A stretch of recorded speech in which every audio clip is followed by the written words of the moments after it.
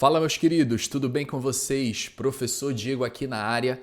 E hoje, galera, eu quero resolver com vocês essa questão, que é a questão aí da prova da UERJ de 2014. Um exercício complexo, mas também completo. Vocês vão ver que essa questão aborda algumas leis gasosas, tem envolvido também nessa questão cálculo estequiométrico, leis da estequiometria, enfim, relação de massa-mol. Pense numa questão que engloba vários assuntos ao mesmo tempo, num único exercício. Então vamos lá? Desafio agora é você tentar compreender a resolução que eu vou fazer. Vou seguir bem devagarinho no passo a passo, que é para você atentar aos detalhes dessa resolução. Primeiramente, vamos fazer a leitura completa do enunciado. Uma das técnicas empregadas para separar uma mistura gasosa de CO2 e CH4 consiste em fazê-la passar por uma solução aquosa de BaOH2. Uma amostra dessa mistura gasosa com volume total de 30 litros, sob temperatura de 27 graus e pressão de 1 atm, ao reagir com a solução aquosa de BaOH2, produz a precipitação de 98,5 gramas de BaCO3. A fração gasosa remanescente, nas mesmas condições de temperatura e pressão, contém apenas CH4.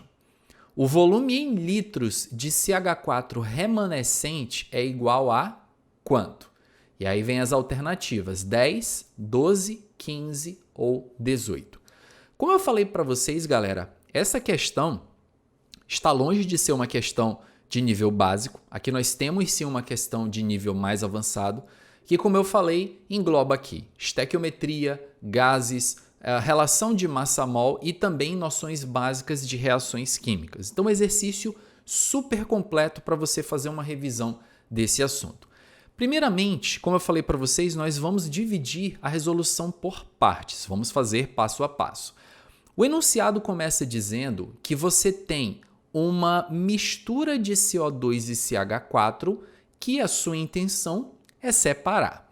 Vamos considerar que o CO2 e o CH4 são dois gases dentro de um recipiente. Obviamente, galera, nós sabemos que toda mistura gasosa é uma mistura homogênea. Então, não existe uma técnica que seja simples para eu separar uma mistura gasosa. Só que ele diz que uma técnica que é utilizada para essa finalidade consiste em fazê-la passar por uma solução aquosa de BaOH2. O BaOH2 é uma base chamada hidróxido de bário. Como ele falou solução aquosa, nós entendemos então que esse hidróxido de bário ele se encontra dissolvido em água. Professor, mas como é que vai acontecer um gás reagindo com uma solução aquosa? Veja, a questão ela não entra no mérito de como isso vai acontecer na prática. Ele apenas diz que você vai passar, bem aqui nessa parte do enunciado, você vai passar essa mistura gasosa por uma solução de BaOH2. Então isso significa que de alguma forma, que não nos interessa saber como, essa mistura gasosa ela vai ser colocada aqui dentro. Ela vai ser colocada dentro desse recipiente. E aí tudo bem, ele continua o enunciado dizendo: uma amostra dessa mistura gasosa, ou seja, ele ainda está se referindo à situação inicial aqui de CO2 e de CH4, com volume total de 30 litros, temperatura de 27 graus e pressão de 1 atm, vamos então colocar esses dados aqui, ó. Ele forneceu para a gente aqui a volume, a temperatura e pressão dessa mistura gasosa. Estão acompanhando direitinho? Ao reagir com a solução aquosa de BaOH2, então ele falou que essa mistura, ao ser adicionada aqui, vai ocorrer uma reação química, produz a precipitação de 98,5 gramas de BaCO3. Eis aqui então a situação. Ao misturarmos essas duas soluções, nós originamos um componente sólido, um precipitado sólido, de BaCO3, que é o carbonato de bário. E ele diz aqui, galera, que essa massa de precipitado ela vale 98,5 gramas. Então, isso significa que, de alguma forma, a mistura desses dois solutos ela acabou originando aqui, no fundo do frasco, uma espécie de sólido, um precipitado, que a gente pode chamar de corpo de fundo. E a questão ela deu para a gente qual é a massa desse corpo de fundo que irá se formar. Aí a pergunta diz, aí vem o ponto seguido. A fração gasosa remanescente, a palavra remanescente significa aquilo que sobrou. A fração gasosa que sobrou, a remanescente, nas mesmas condições de temperatura e pressão da situação inicial, contém apenas metano. Então vejam, galera, o que vai sobrar no final aqui no meu frasco é apenas metano, que é a fração gasosa remanescente. E aí a pergunta da questão é, o volume em litros de CH4 remanescente. Ou seja, ele está te perguntando aqui qual é o volume de metano que existe dentro desse último frasco. Qual é o volume de metano que existe dentro desse último frasco? Essa é a pergunta da questão. Primeiramente, eu preciso saber se vocês entenderam o contexto da questão. Ele fala sobre um sistema reacional. Sim, vocês viram que a ideia da questão é nós pegarmos uma mistura de gases e jogarmos essa mistura de gases numa solução aquosa de hidróxido de bário.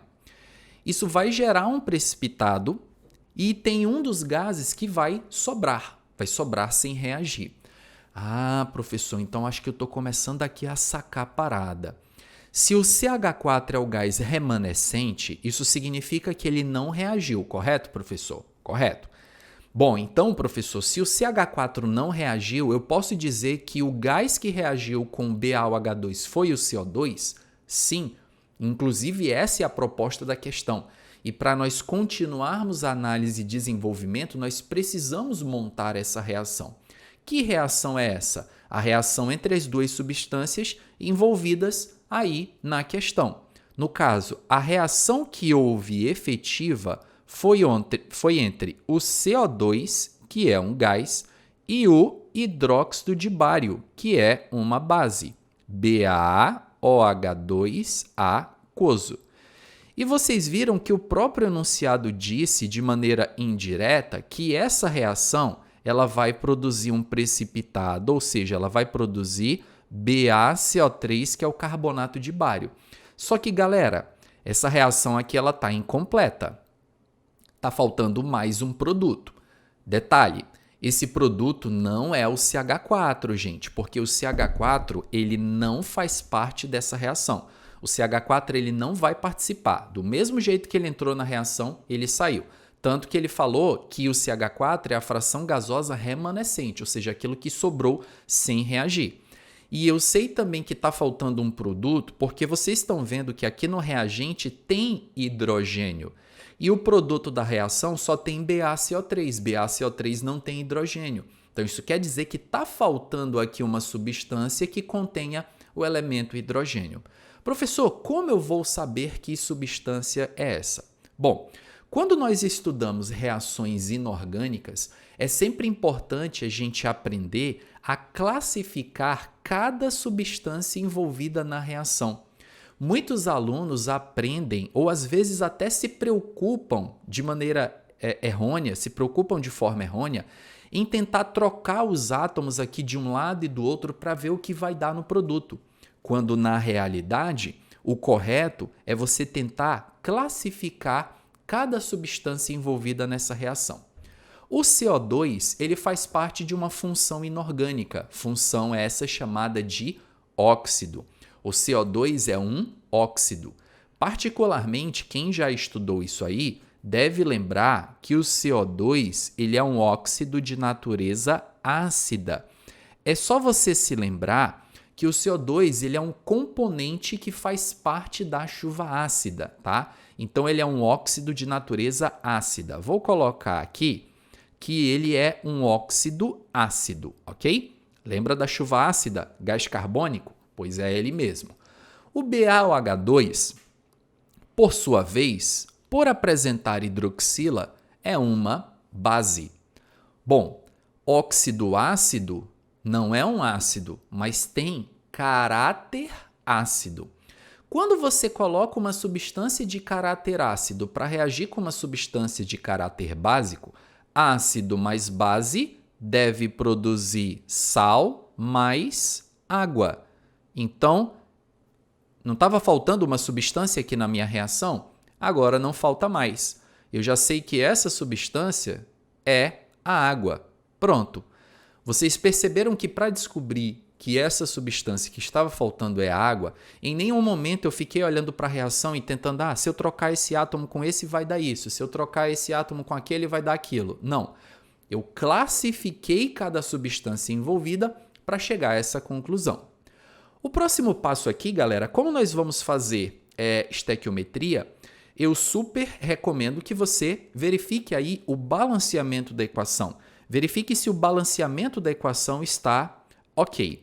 E aí, se vocês olharem, tem um bário de cada lado, tem um carbono de cada lado, oxigênio tem 2 aqui, com mais 2 daqui são 4, já tem 4 oxigênios à direita, tem 2 hidrogênios à esquerda e 2 hidrogênios à direita.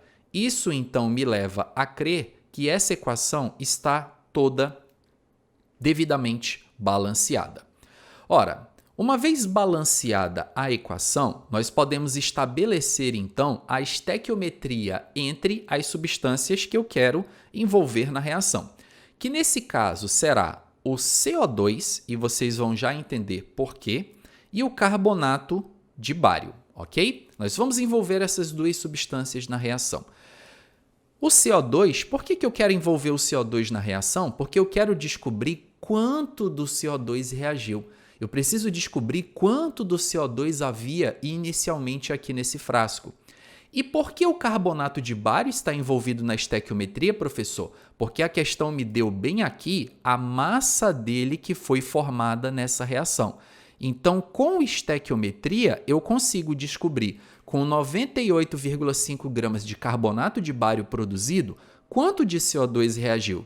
Inclusive, galera, para você que está chegando agora aqui no canal, tem playlist completa de estequiometria, vou deixar um card rolando aqui para você ir depois assistir sequência completa de videoaulas. Nessa mesma pegada aqui que vocês estão vendo eu fazer a questão. É para quem tem dificuldade. O canal aqui é para quem tem dificuldade. Vamos lá então, galera. Feita a estequiometria, vocês concordam comigo que para cada 1 mol de CO2 que reage, eu vou produzir 1 mol de BaCO3, correto? Vamos escrever, então, essa estequiometria. Para cada 1 mol de CO2 que reage, nós vamos produzir 1 mol de BaCO3. Só que o BaCO3, galera, eu vou escrever, ao invés de 1 mol, eu vou escrever a massa dele. Até porque vocês viram que a questão ela me forneceu a massa, ela não me forneceu o número de mols do BaCO3. A massa molar do BaCO3, galera, calculada pela tabela periódica, tá? Lembrando que lá na aula de massa mol, tem outra playlist aqui no canal que vai rolar aqui, tá? Para quem não sabe calcular massa molar, assiste essa playlist aí que é sucesso garantido.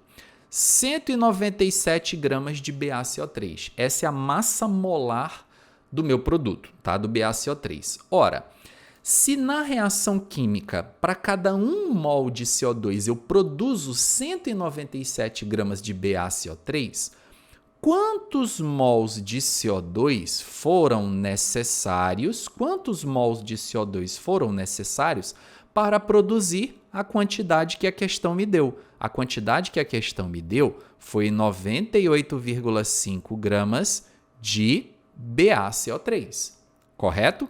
Muito bem, meus queridos. Feito aí essa armação, aí você vai desenvolver essa regra de 3. 98,5 vezes 1 dividido por 197. O resultado dessa conta, galera, que eu vou colocar aqui no cantinho, vai dar 0,5. Então, o resultado dessa conta vai dar 0,5 mol de CO2. Pronto. Achei o resultado dessa conta, 0,5 mol de CO2. Sabe o que esse resultado significa, galera? Esse 0,5 mols de CO2, ele significa exatamente a quantidade de CO2 que tem aqui dentro desse frasco, que eu não sabia, agora eu sei, ó. Agora, existe aqui dentro meio mol de CO2. Ah, professor, então a gente já sabe quanto de CO2 tem, não é? Agora, como é que a gente calcula a quantidade de metano que tem? Muito bem, galera. Vocês viram que aqui na questão, ele deu para a gente volume, ele deu temperatura e ele deu pressão. Quando uma questão fornece para a gente volume, temperatura e pressão, para você que já estudou gases, deve automaticamente linkar com a equação de Clapeyron. Lembra lá do PV igual a nRT? Então é exatamente isso que nós vamos fazer agora. Eu vou pegar essas informações aqui, ó, volume, temperatura e pressão, e vou aplicar aqui na equação de Clapeyron. Vamos lá então, seguindo o raciocínio comigo. Para o vestibular não resta tempo. Aquele macetezinho clássico para você lembrar da equação de Clapeyron. Na equação de Clapeyron, PV igual a nRT, qual é a pressão que esses dois gases estão exercendo? Tá aqui, foi dado na questão, a pressão é de 1 atm. Qual é o volume que essa mistura gasosa está ocupando? 30 litros. Número de mols eu sei? Não, eu não sei. Ah, professor, mas o senhor sabe do CO2. Sim, eu sei do CO2. Só que veja um detalhe. Esse volume, essa temperatura e essa pressão, ele está dando para esse recipiente inicial que contém a mistura de gases. Esse número de mols que eu vou achar, ele não representa nem o número de mols do CO2, nem o número de mols do metano. Ele representa o número de mols total, a quantidade total de gás que tem lá dentro. Vejam só o resultado que eu vou obter. O R, lembrem-se que é aquela constante universal dos gases, e ela tem um valor fixo, quando você usa a pressão em atm, de 0,082, tá? O R, valor fixo para pressão em atm. E a temperatura, 27 graus. 27 graus, quando você passa para Kelvin, soma com 273, a temperatura em Kelvin fica 300. Você vai fazer a seguinte conta. 30 dividido por 0,082 vezes 300. Quando você fizer essa operação matemática, o seu resultado vai dar 1,2 mol. Seu resultado vai dar 1,2 mol. Só que é muito importante aqui que você escreva que esse número de mols, ele é o número de mols total.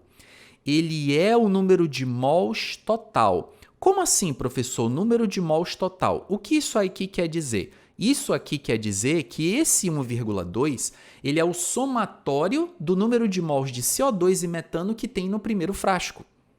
Compreenderam a jogada? Esse 1,2 é o número de mols total de CO2 e metano que existem no primeiro frasco. Vou pegar então esse PV-nRT e vou fazer o seguinte agora. O número de mols total dos gases que tem no primeiro frasco, obviamente, é o número de mols do metano mais o número de mols do CO2. Tranquilo até aí? Somou os dois, vai dar o total. Quanto é o número de mols total? O número de mols total vale 1,2.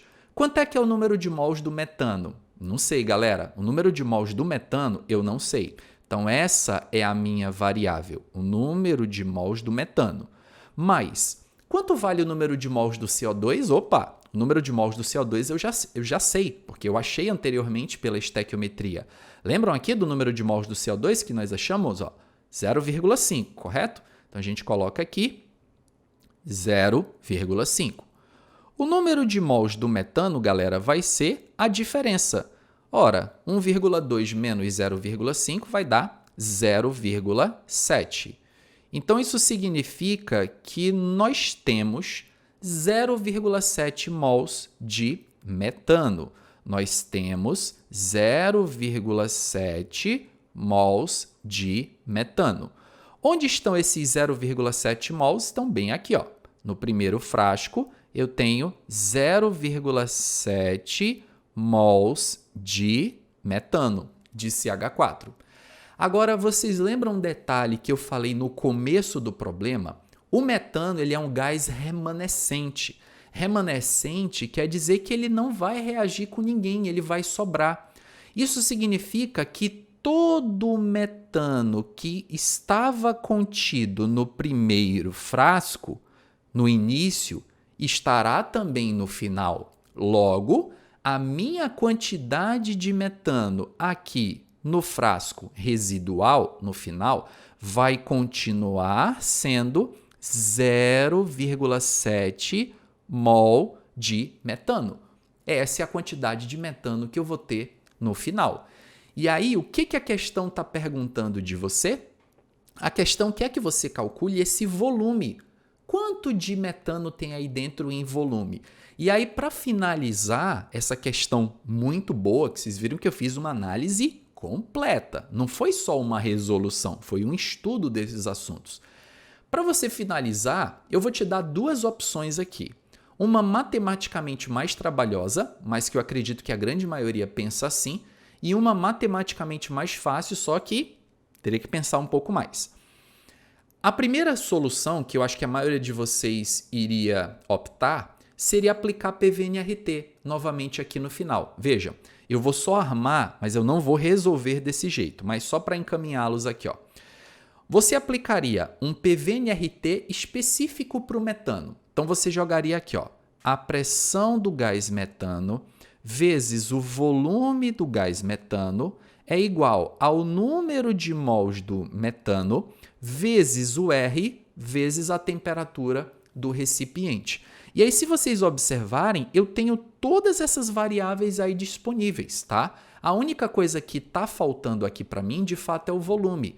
Eu tenho a pressão do metano? Tenho, galera, porque como o metano é o único gás que tem aí, ó, a pressão dele é de 1 atm. O volume é a resposta da questão, tá, galera? Isso aqui seria a nossa variável. O número de mols do metano, lembrem-se que eu tenho essa informação, ela está bem aqui, ó, 0,7 mol de metano. Você iria substituir esse 0,7 no N. O R, vocês já sabem, ó, 0,082, porque a pressão está em atm. E a temperatura, 27 graus, joga aqui para Kelvin, passando para Kelvin vai ficar 300, né? Vai somar com 273 e vai dar 300. Vai dar certo fazendo desse jeito, professor? Vai. Fazendo desse jeito você vai chegar perfeitamente no resultado. Mas, caso você tenha um domínio a mais do assunto de gases, você poderia resolver essa questão usando um princípio chamado princípio de Avogadro. O princípio de Avogadro, ele diz para mim que quando um gás ele se encontra nas mesmas condições de pressão e temperatura, o número de mols é proporcional ao volume. Repito, o princípio de Avogadro, ele diz para mim que quando dois gases, ou enfim, uma mistura gasosa, não importa, se encontram nas mesmas condições de temperatura e pressão, o volume é proporcional ao número de mols daquele gás. Então eu vou fazer essa resolução diferente, talvez você não sabia disso, mas você vai aprender agora, tá? Equação de Clapeyron, acredito que a grande maioria aqui tiraria de boa sem nenhum problema, mas vou fazer desse jeito diferente. Como é que ficaria aqui então utilizando esse tal de princípio de Avogadro que eu falei para vocês? Vejam, aqui inicialmente, nesse frasco, vocês concordam comigo que nós temos um total aqui de 1,2 mol de gases, correto? Vamos colocar aqui. Nós temos esse total. E esse total de gases que tem aí dentro estão ocupando um volume que é de 30 litros. Então, ficaria assim, tá? Vou até colocar aqui o ou, né? A outra resolução. 1,2, que é o número de mols total dos gases, é proporcional a esse volume que eles estão ocupando. Eles estão ocupando um volume de 30 litros. Só que no frasco final, você tem só metano. E o número de mols do metano é 0,7. Isso significa, então, que esse 0,7 mol de metano ele vai ser proporcional a um volume que será igual a X. E aí, quando você fizer essa conta, vai ficar 0,7 vezes 30 dividido por 1,2. E esse resultado aqui, na minha continha, deu 17,5. 17,5. Opa, dá uma ajeitadinha aqui no número, que ficou bem feio. 17,5 litros de metano. Esse aqui seria o meu resultado final. 17,5 pela regra de arredondamento, né? 0,5 a gente arredonda para cima. 17,5, a resposta então seria 18. Daí o gabarito na letra D. Agora vocês viram que para eu fazer esse final do problema, foi uma jogada mais complicada. A linha de raciocínio foi mais complexa, mas em compensação a conta que eu fiz talvez foi mais fácil do que a conta envolvendo aí o PVNRT. Lembrem-se que eu só posso fazer essa relação se os gases estiverem nas mesmas condições de pressão e temperatura, que foi o caso dessa questão. Então, quando eu tenho dois gases ou uma mistura gasosa, enfim, nas mesmas condições de pressão e temperatura, o volume passa a ser proporcional ao número de mols. Então, se inicialmente eu tinha 1,2 mol ocupando 30 litros, no final, proporcionalmente, eu terei 0,7 mols ocupando X litros e esse X vale 17,4. Galera, uma questão, como eu falei para vocês, de nível avançado, mas que a gente mastigou todos os detalhes. Tenho certeza que esse vídeo vale seu like, vale seu joinha, vale um comentário aqui também. Eu quero saber o que vocês acharam dessa questão. Vocês acharam que ela é realmente difícil? Vocês concordam comigo? Vocês conseguiriam acertar essa questão sem antes ter visto a resolução? Quero ouvir a opinião de vocês aqui nos comentários. E galera, não deixem de ajudar o crescimento do canal aqui do Professor Diego compartilhando esse material com seus amigos, seus alunos. Envie esse material aí nos seus grupos de alunos e ajuda a gente a divulgar o canal e a crescer cada vez mais para que eu possa, dessa forma, levar conteúdo gratuito de qualidade para vocês. Beleza, galerinha? Vou ficando por aqui e muito em breve a gente volta para uma próxima videoaula. Abraço a todos, até a próxima. Valeu!